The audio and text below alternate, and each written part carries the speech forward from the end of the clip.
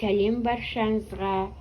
Бүгін сіздерге осындай керемет болып шығатын, екі ғана қоспадан тұратын керемет балмұздақтардың рецептімен бөлісетін боламын.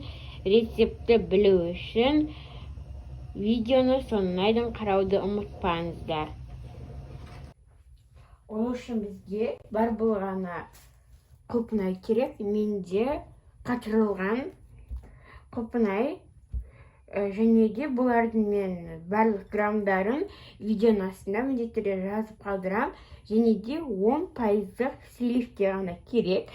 Және де бал немесе қант алмастырғыштарды қалауынша қоссаңыздар болады.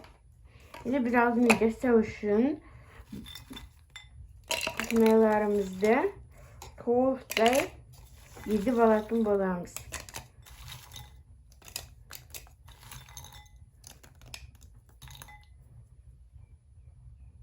Мінекей, мен осындай масса болғанша, толықтай пюре болғанша езіп алдым.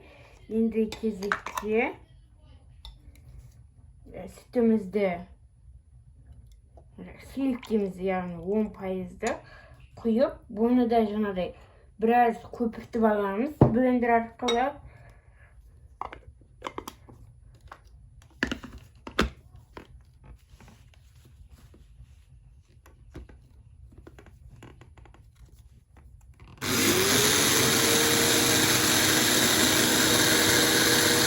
Бізде осындай көпіршіктер пайда болғанша блендерлеп аламыз. Және енді екеуін бірыңғай масса жасау керек. Мынаны екі қасықтан аз-аздап қоса отырып, жақсылап бірыңғай масса болғанша араластыратын боламыз.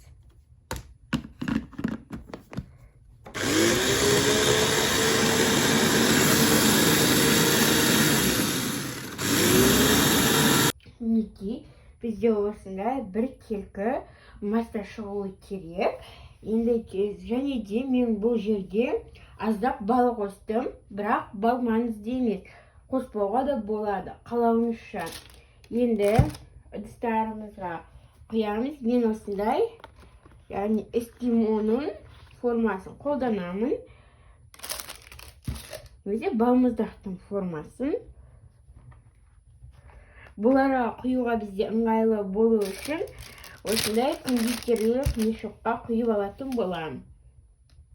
Мінекей, осылай башағын кесіп құятын боламыз.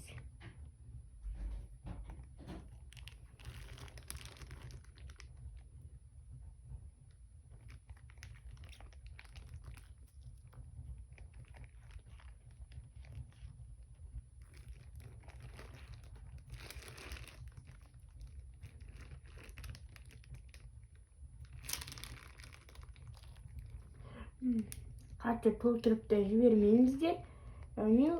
Орташа етіп толтырсаңыздар жеткілікті. Немесе сіздерде бұндай форма болмаса, сіздер кәдімгі контейнерлерге де салып қатырсаңыздар болады.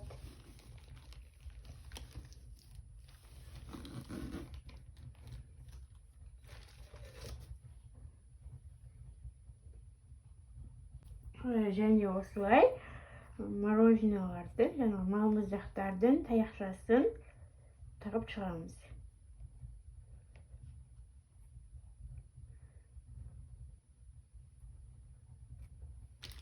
Қазір өздері жабылмай қалды. Шағын мороженое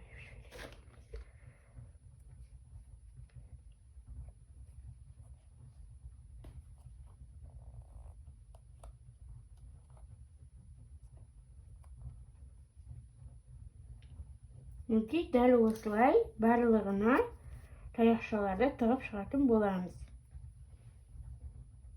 Мінекей, дәл осылай толық қатқанша тоңазытқышқа жіберетін боламыз. Мінекей, бізде 3-4 сағат өтті. Біздің балмұздақтарымыз толықтай қатып қалды. Өте керемет болып шықты. Және де ыдысынан яғни формадан дәл осылай босатып аламыз.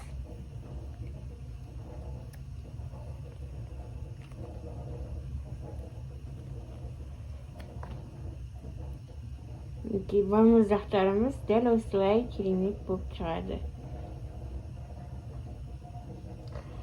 Үстіне ешқандай мына жердегі құсынайдың қалған нелері өте тамаша көрінеді. Ешқандай шоколадқа малмай-ақ жеуге болады. Өте зияны жоқ, тамаша балмұздақ болып шықты. Оларынша шоколадқа да батыруға болады, бірақ осылай да ұсынсаңыздар өте керемет. Мінекей, біздің балмұздақтар дайын, өте керемет болып шықты. Рецепт ұнаса, видеоға лайк басып, каналыма жазып кетуді ұмытпаңыздар.